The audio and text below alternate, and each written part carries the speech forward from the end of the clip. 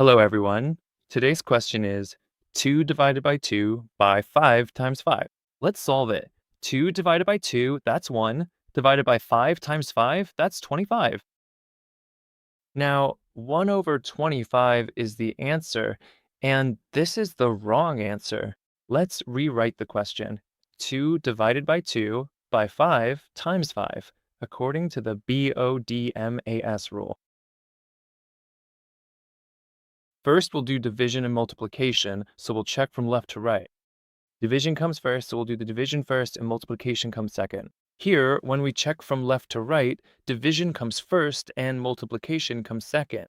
At this point in the process, we are going to replace the division with a multiplication operation instead. We'll reverse 2 by 5 to make it 5 by 2. We'll write times and times 5, just as it is. 2 will cancel with 2. Now 5 times 5 equals 25.